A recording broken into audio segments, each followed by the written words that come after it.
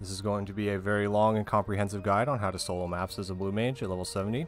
Let's go over spells first. On the left here we have absolutely required spells. These are non-negotiable. You need Mighty Guard. You learn this from learning 10 blue magic spells and talking to your trainer. Basic Instinct. You learn this in the open world or via the level 70 dungeon. Either method works. This will remove your penalty for damage on Mighty Guard and boost your healing by a lot, and this saves you a lot of GCD's healing by reducing the amount that you need to cast because they're stronger. Mimic, you get this from Far Serious Hard. This is required because it boosts the power of a lot of spells that you have. A lot of people will tell you to run tank to protect you from tank busters within the dungeons themselves. This is incorrect. You do not need the tank mimic to survive the tank busters, and I would strongly recommend using healer. Healer will make your next spell here, Palm Cure, basically a casted benediction. At level 70 and 400 item level gear, the spell will heal you for approximately 10,000 without a crit, and with food you have 16,000 health, give or take, and this means that you're basically unable to die as long as you do not get interrupted and you do not get killed within the span of a GCD.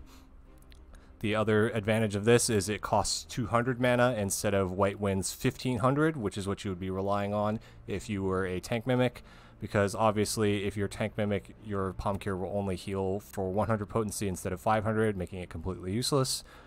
White Wind will just sap your mana very quickly and require you to spend a lot of GCDs casting Blood Drain to keep up. This will make your maps overall much slower, and especially bad if you get behind on your healing because White Wind relies on your current HP. If you get behind, you will be unable to catch back up and you will eventually die. This next section is very nice to have but not required. These first two come as a pair. You do not use one without the other. Ram's Voice can be got from the ARR Relic Trial, the Chimera, and Ultra Vibration will kill anything that has been frozen by Ram's Voice. This is my preferred combo over using the level 5 Death because it has a shorter cooldown, and because more things can be hit by the freeze from Ram's Voice than can be hit by level 5 Death. Missile is also very nice for the open world. This is to kill mobs that you cannot use your Ultra Vibration on because there is a certain setup that has 3 packs of 3 that will not spawn until the previous set is killed, which means you're unable to hit all 9 of them at once with Ultra Vibration. This just helps speed it up a little bit. Unfortunately, none of these things work within the dungeons, but they're very, very useful for speeding up your process of the outside world fight. The next thing you'll need is a 220 potency AoE spam ability. Doesn't matter which one you pick or which one you have, as long as it has 220 potency on the first hit and is AoE. My preferred spell is Hydro Pull because it does not have a target requirement, has the largest AoE, it requires the least amount of brain to cast and hit as many things as possible. This next section is nice to have but very situational. Exuviation will act as an Asuna. This is good for when you're learning in case you are tagged randomly by debuffs, because a lot of debuffs within the dungeon are very, very deadly. Perpetual Ray, some of my friends swear by using this. It does affect almost everything within the dungeons.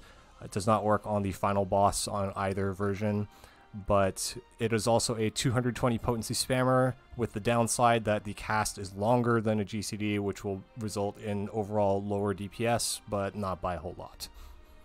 Saintly Beam is useful specifically for a couple fights in the Shifting Altars and one floor setup in the traditional Choose the Door map. This will completely demolish that entire floor, but is otherwise useless. You can opt to swap this in and out if you actually do get the setup, but that is your choice. And this final spell here is a warning. Because we are not using the DPS Mimic, Matra Magic is not useful at all here. It will only have 50 potency per hit, and it will not really be worth the GCD space. The spell that it is shared with is Dragon Force, which we will also not be using, but it doesn't really make sense to use this when it only has a potency of 400. And this is my setup here. Obviously, this is pick and choose what you'd like, just as long as you have the required spells. One thing of note here is Angel Snack. This is a very overpowered cooldown. When you have this heal going on you, you basically are immortal. This will heal you for approximately 6,000 per tick. So this is very useful for when you're trying to get things like Cold Fog and Phantom Flurry off, because you do not want to interrupt these to cast a heal, and it will keep you alive while you're doing so. Here's a little trick to reset your spells. If you join a unsynced dungeon really quick, it'll reset all of your spells upon entry. This will be a nice little speed up for your outdoors and reset your Ultra Vibration, most importantly. First is the outdoor section. This is what I consider the hardest of the 3 variations, the triple pack. These mobs will not spawn the next set until you have killed the first 3. So I like to use Ultra Vibration on the first set, and then a combination of Sleep and Missile to bring down the health of the next 2 sets as much as possible. Use your Mighty Guard while you do this, because they actually hit pretty hard. And just use whatever primal spells you have to clean them up as fast as possible. These can be quite dangerous if you don't have your Mighty Guard on, so be careful here.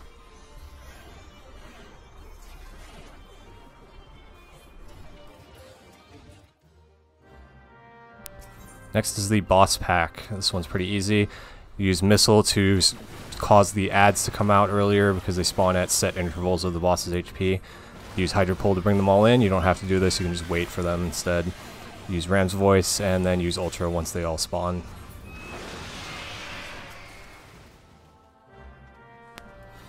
And finally, the quad pack. This is also a very easy one. Just get in the middle of all of them, use Hydro Pull if you need to, otherwise just freeze and Ultra, and it's over.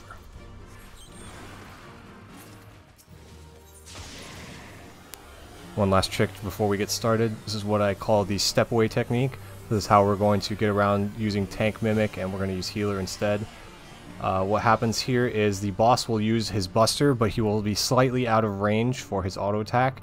So he won't be able to use both at the same time and kill us. So here we step away just a little bit.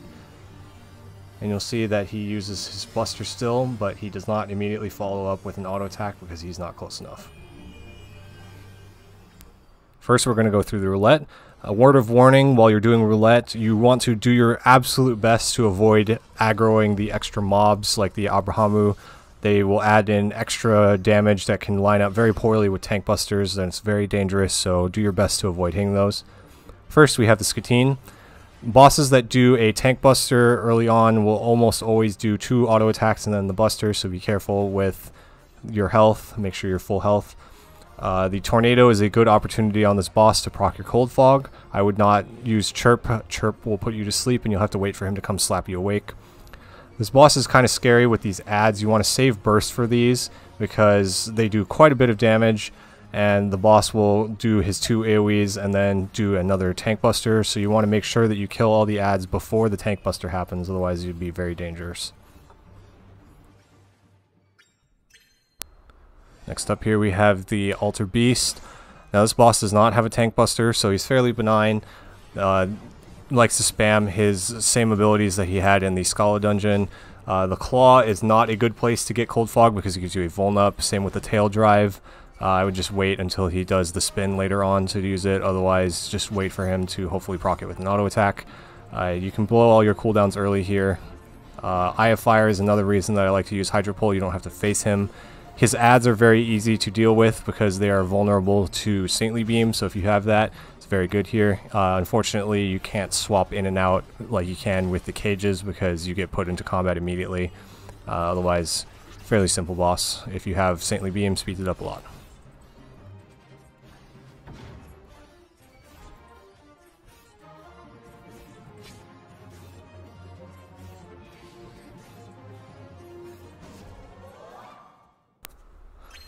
Next up here we have the Chimera boss. The Chimera, standard Chimera attacks, Ram's Voice out, Dragon's Voice in. Also has a cone attack from behind, avoid everything. Unfortunately not good Cold Fog things here other than the auto attacks to eat because the Rams and the Dragon's Voice will give you debuffs. These ads are fairly benign, they just do cone attacks and auto you, not too dangerous. Don't stand in puddles obviously, respect the Rams and the Dragons, and this is a free kill.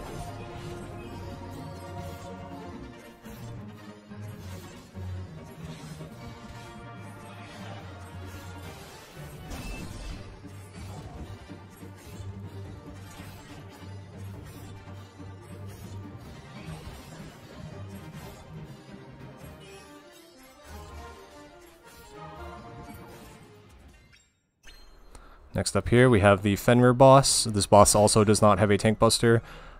This first attack here he does, Glassy Nova, is a good opportunity for Cold Fog. Does a small knockback but very minimal damage, so it's safe to stand in. I would try and save a little bit of your cooldowns for the adds. The adds are not particularly dangerous, but obviously you want to get them out of there as quickly as possible so you don't have to worry about dodging their lines. This boss also does a Dragon's Voice clone. Make sure you're inside for that. He will immediately follow it up by a point-blank AoE. Here's that Dragon's Voice. Make sure you get out afterwards. And other than that, fairly straightforward.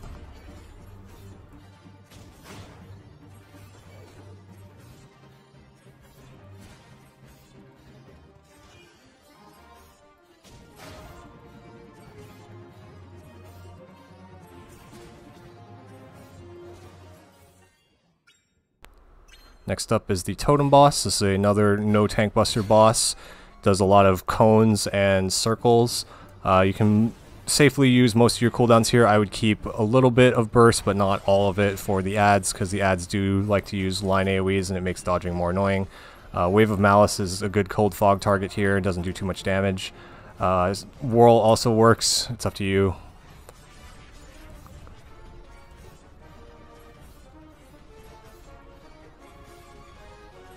Now, when the adds spawn, he's going to put this head marker on you and do it 3 times and drop this AoE. You can safely stand in the AoE until the next cast bar starts, so you can place 2 directly on top of each other before the burn will apply. If you don't feel like being that fancy, just place them spread out, give yourself enough room to kite. Other than that, very straightforward.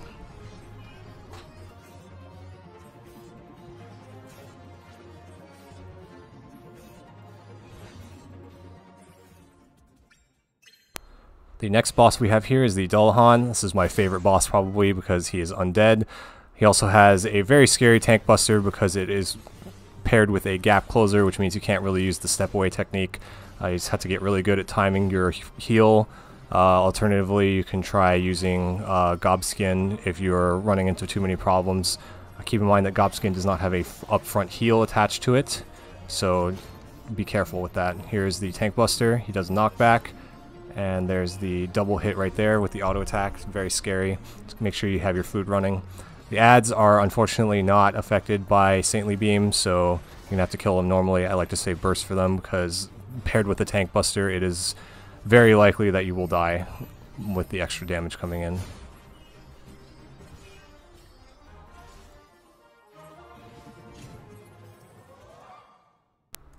Alright, moving on to the green spins. This is the Bird boss. Bird boss does not have a Tankbuster, but he does like to put line AoEs all over the floor. It is a huge pain in the ass. You will have to move around a lot, so get your melee stuff in as soon as you can because you're not going to be able to fit it in too well later, just because you're going to have to keep moving out of stuff. This is a good place for Cold Fog is on the room-wide AoE that spawns the feathers. Dodge the floor. No adds on this boss. He's quite easy if you watch your feet. Don't get too greedy. Obviously, you don't want to die, and you have plenty of time on your timer, so it's not like going faster will benefit you in any way.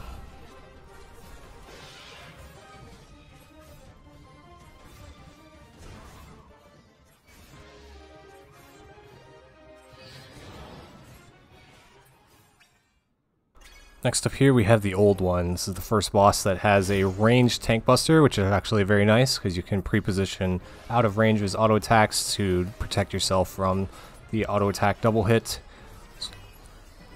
Now this boss likes to put cones all over the floor, and he does not have traditional adds. The adds will cause line AoEs and AoEs all over the floor. The big AoE circle that the boss spawns that happens during the crisscross pattern is safe to stand and wait until the crisscross goes off. The big AoE from the boss goes off afterwards.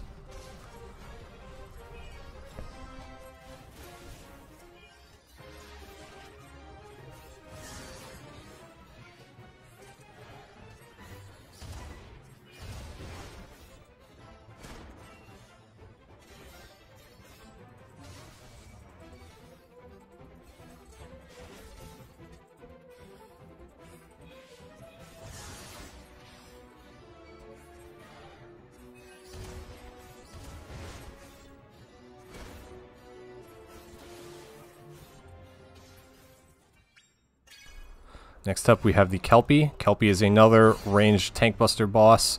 This is another safe to run away from boss. He does quite a few attacks. One is a push that will push you into the AoE of some orbs. Simply stand behind him. Innocence is a bad place to get your Cold Fog because it gives you a bleed, and this will cause you to have to heal more. He will always jump to the center when he does his knockback. You can use Cold Fog on this. This is a good place. It is also able to be sure casted.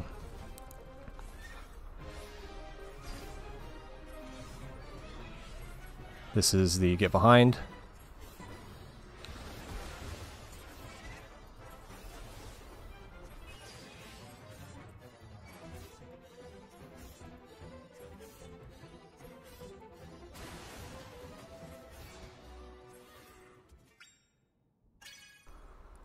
And our last screen here is the Arachne. This is another ranged Tankbuster boss, so make sure you step away when you see the cast bar for the Dark Spike.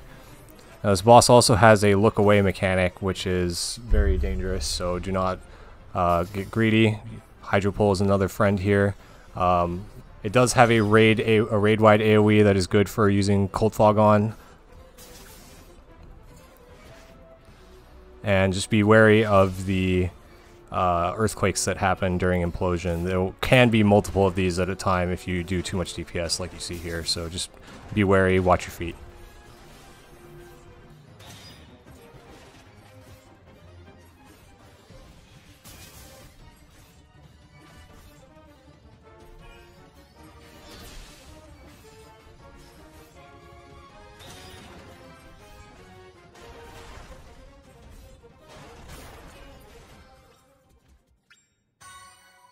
Next is the red and exclamation mark spins. These share the same spawns.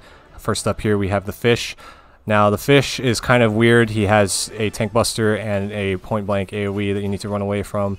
The buster is 3 hits, so it's kind of weird. You can parry or not parry some of the hits. It does quite a bit of damage like a normal tank buster. He also spawns the Namazus. You can just ignore these fairly easily. It's not too bad if you accidentally hit them because they don't attack you back. Strange quirk with this boss is that if you kite well and you just try and stay as far away as possible, he tends to not use his buster too much. He seems to favor Tingle if you're just barely in range for the Tingle instead of using the triple trident, so just try and kite him and it will reduce the possible deaths from the triple trident casts.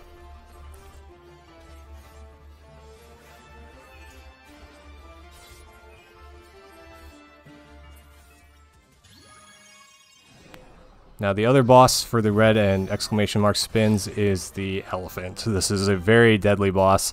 He has a normal tank buster that is melee range, but he also will spawn a bunch of the Abrahamus. These are very dangerous. You need to make sure that you get all your AoE done before they spawn, otherwise you risk hitting one and then very high risk of death when combined with the boss's tank buster. His mechanics are not too difficult. Buffett will do a knockback and then he'll do a cone AoE, so try and have your back to a wall. That way you can dodge the cone a little bit easier. Lots of opportunities here for Cold Fog. Hurl is good, Buffett is good. Do not take the Scream. The Scream is a stun. This is kind of dangerous, so just make sure that you don't use that one.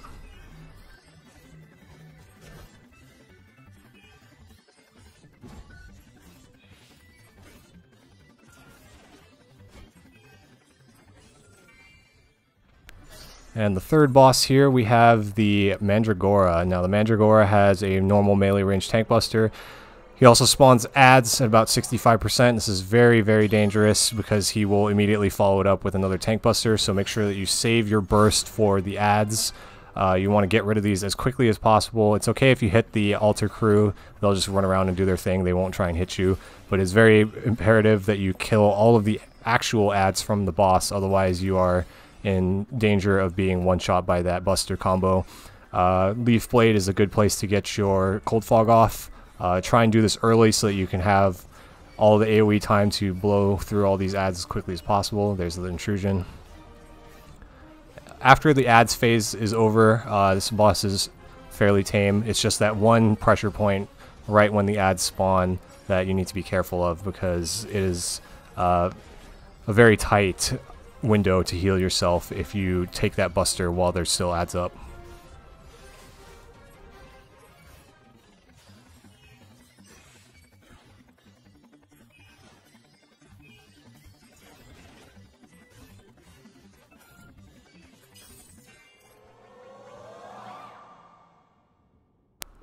Now the other special spot that you can get is the silver one, which is the A-bomb. Spawns a NPC that will just give a little speech and then give you a free floor, basically. This chest will always contain a hedgehoglet, and that's basically it in the chest. Nothing too special with this one. This is a very rare occurrence. I think in the 1,000+ maps that I've done, I've seen this spin probably less than a dozen times, but a free spin is a free spin.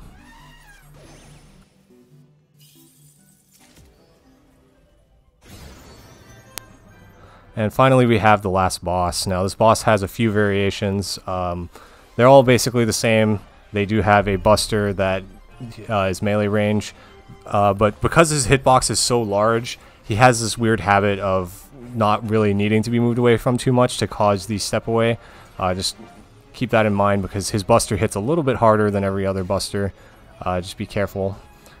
He will spawn adds at about 70-65%. And you want to try and burst these down as quickly as possible because of the Tankbuster. Save as much of your burst as you can here. His deadly charge is a knockback. You can use surecast on this, and then he'll do a tail drive behind him. It doesn't really affect you if you just stay in front of him, because you'll always hit behind him with the cone. Just be wary, it'll interrupt you while you're casting. This AoE is easily soakable solo. Just make sure you heal yourself up afterwards. Give yourself some distance so that you don't get auto-attacked right after. Volcanic Howl is a good place to get your Cold Fog in. Wild Charge is also fine, but make sure that you have your Angel Snack running if you're going to get it off of Wild Charge.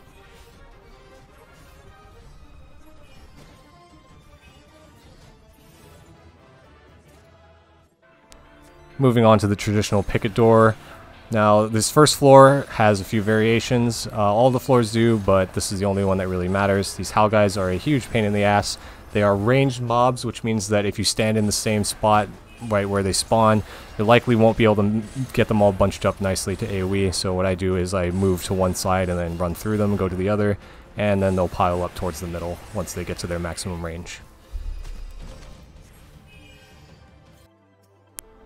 Alright, here we have a full run through the Picador. This is without the Halgais. You can just let them come to you, group them all up.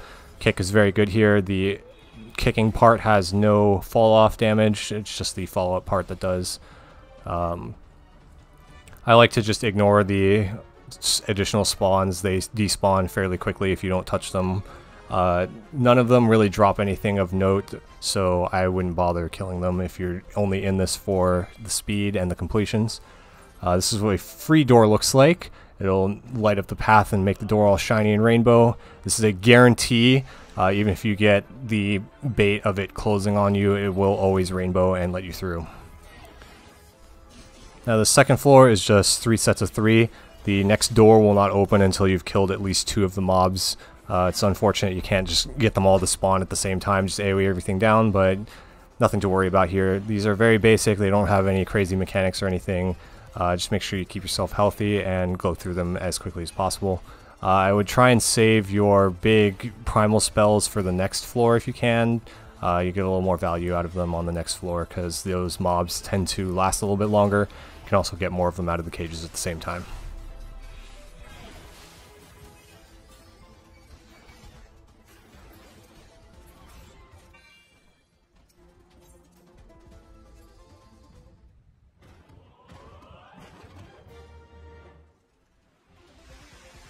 Now, moving on to floor 3, this is 3 sets of 4 mobs each. There are a couple variations. This is the annoying one. The Appa and the green guy are ranged, which makes them a little bit more annoying to stack up. The other variations do not have this problem, although the ape in one of the packs will like to AoE when it first comes down, so just stay away from the cage that is opening currently and it won't stop and get stuck at the top. Now, these mobs are a little bit more tanky, so you will probably get them all out at the same time. This is actually pretty nice.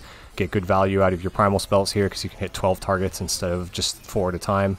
I like to save my big burst for when all of them are coming out. I'm just spamming my filler in between, keeping myself alive.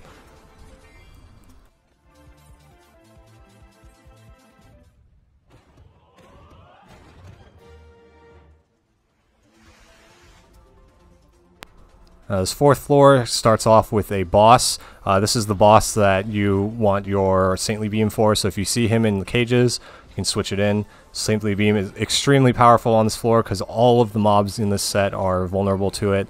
You can see that they just get absolutely decimated. These second and third cages will open as the boss loses HP, so the more you do to him, the faster you can get the extra cages open, and you can just AoE everything down. If you don't get the Wraith, then you can just try and blow a few single target primal spells and stuff on the boss to force the cages open earlier.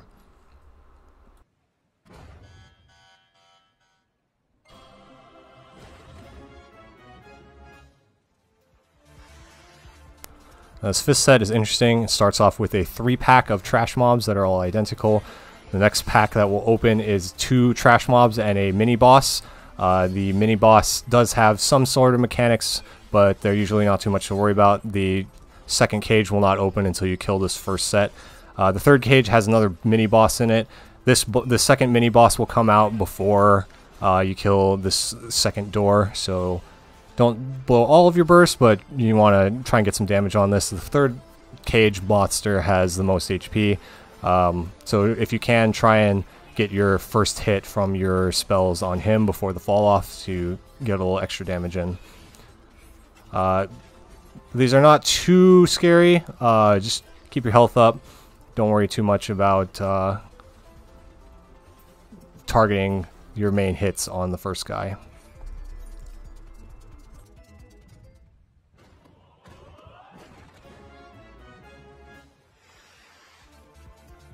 Now, 6th floor is where it gets a little bit scary for solos.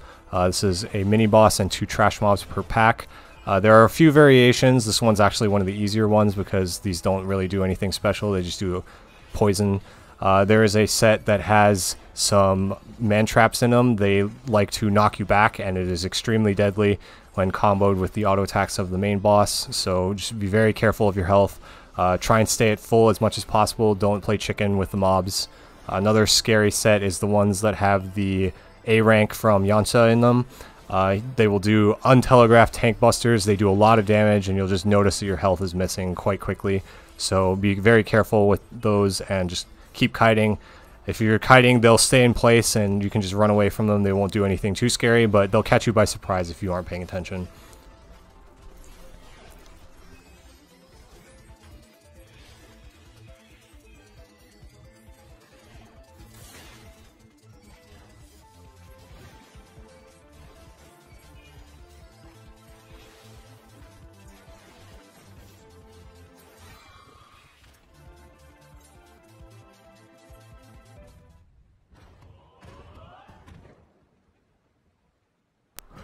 On to the final chamber. This boss is actually quite scary depending on which one you get. The wind one, in my opinion, is the scariest because it has a bunch of knockback to it. You want to save your burst here for the adds. The adds are very scary on all 3 of the variations of this boss, so you want to just kind of poke them down, use your single target spells. The adds spawn at 70 and 35%. While you're bursting down the first set of adds, you're likely to get pretty close to that second set. You want to be very careful to not kill the boss too much because you don't want 2 sets of adds out at the same time. You will likely die. They do a lot of damage. They're always ranged. You can't really escape them. Kick is very good for bursting them down quickly. Just make sure you keep an eye on the boss's health.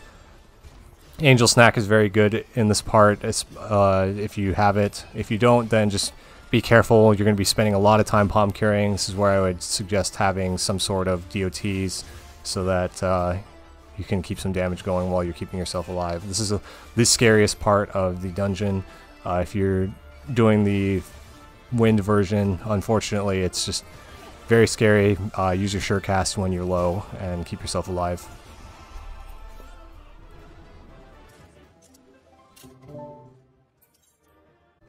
And that will do it for this very, very long guide. I hope you found it informative. If you have any questions, just leave them down below, and I will try and answer them as best I can. The reasons to do Blue Mage solo are just, you can do it for fun, which is something that I did it for. Is very enjoyable to me. I just love solo Blue Mage content. You can also get a lot of materials for glamour from Stormblood. You can get the Raincoat materials, you can get the Quaintrell set materials, you can get the outside set mobs will drop the materials for the Aodai and the Non-Law hat. You can also get just a lot of raw gil from the chests. And most importantly, these drop Thief's maps. Thief's maps are very rare. You will always get one on the final floor of a map, and if you are lucky enough to get a shift in the roulette, you will get one per chest. It's very rare occurrence to get those. I feel like I always got kicked out right after starting a spin.